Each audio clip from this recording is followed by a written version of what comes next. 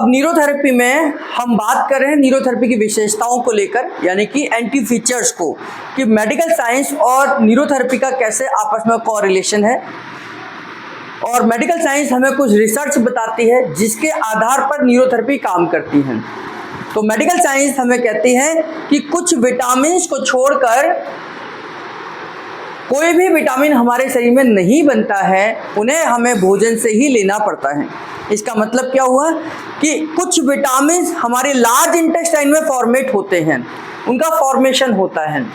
Large intestine में कहाँ होगा? हमारे असेंडिंग कॉलोन में होगा, है ना। आप लोग डाइजेस्टिव सिस्टम पढ़ चुके हैं, तो असेंडिंग कॉलोन में होगा और वहाँ पर कुछ अच्छे बैक्टीरिया उन विटामिन्स को फॉर्मेट करते हैं, जिसमें फॉलिक एसिड है, विटामिन के है जो मुख्य रूप से है, और कुछ मात्रा में विटामिन B12 भी है ना।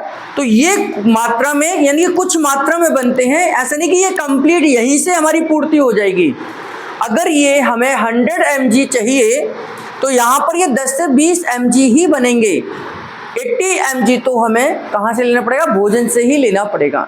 तो कुछ विटामिन्स को छोड़कर अन्य सभी विटामिन्स हमें भोजन से ही लेने हैं और हमें भोजन पर ही डिपेंड होना है।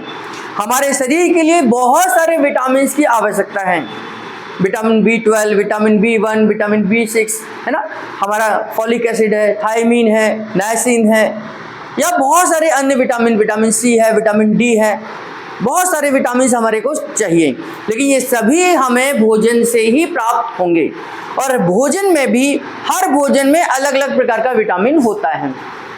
तो हमें डिफरेंट टाइप के भोजन का सेवन करना होगा, और भोजन करने के साथ साथ हमारे डाइजेस्टिव सिस्टम की जिम्मेदारी है कि हम उन विटामिन्स को एब्जॉर्ब भी करें। अगर हम खा रहे हैं लेकिन बॉडी एब्जॉर्ब नहीं कर रही है तो उसका कोई फायदा नहीं है। तो यहाँ पर हमारी दो चीजें हैं कि अगर विटामिन्स की डेफिशिएंसी से पीड़ित कोई पेशेंट हमारे पास आता है, किसी बीमारी को लेकर आता है, और हमें ये पता है कि पर्नीशियस एनीमिया में विटामिन B12 की डेफिशिएंसी हो जाती है, तो हम अगर पर्नीशियस एनीमिया को ठीक करना चाहते हैं तो उस समय पर हम उस पेशेंट की डाइट को बदलाव करेंगे और उसकी डाइट में विटामिन B12 वाली चीज़ों को ऐड करेंगे। अब ऐड करने के बाद में हमारी जिम्मेदारी ये है कि हम उसके पूरे डाइजेस्टिव सिस्टम को ठीक करें, उसके लार्ज इंटेस्टाइन और स्मॉल इंटेस्टाइन पर काम करें, और स्मॉल इंटेस्टाइन का जो इलियम वाला हिस्सा है वहाँ से उन विटामिन्स को एब्जॉर्ब कराने में मदद करें, है ना। तो इस तरीके से न्यूरोथेरेपी के पास अगर विटामिन डेफिशिएंसी वाला कोई पेशेंट आता है तो दो हमारे फंक्शन हैं। पहला कि उसकी डाइट में विटामिन्स की चेंजेस करना है, यानी कौन से आहार में कौन सा विटामिन है ये हमें पता होना चाहिए, और उस आहार को फिर हमने उसके ऐड ऑन करना है और उसके बाद उसके डाइजेशन के लिए ट्रीटमेंट देना है। तो विटामिन की डेफिशिएंसी से आने वाली बीमारियों का उपचार एक न्यूरोथेरेपिस्ट कर सकता है, आहार में बदलाव करके, डाइट में चेंजेस करके, और दूसरा हमारे डाइजेस्टिव सिस्टम को स्टिमुलेट कर हमारे डाइजेशन सिस्टम को, एब्जॉर्प्शन के सिस्टम को स्टिमुलेट कर। तो हमारे पास लार्ज इंटेस्टाइन के लिए बहुत सारे पॉइंट है।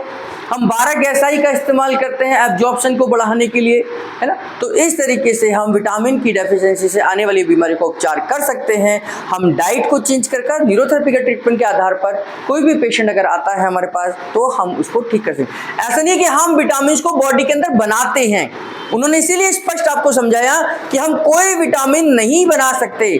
न्यूरोथेरेपिस्ट विटामिन बना नहीं सकता, एब्जॉर्ब करा सकता है।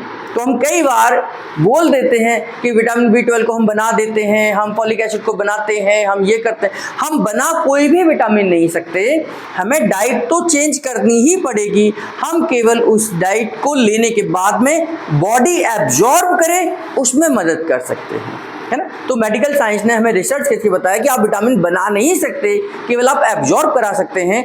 और अगर आप उस डाइट को ले रहे हैं, अगर डाइट में विटामिन नहीं है तो फिर तो आप कुछ भी करें, कितना भी डाइजेस्टिव सिस्टम को स्टिमुलेट करें, लेकिन आप खाए विटामिन नहीं रहे हैं, वो विटामिन वाली डाइट नहीं ले रहे हैं, तो उसका भी कोई फायदा नहीं है।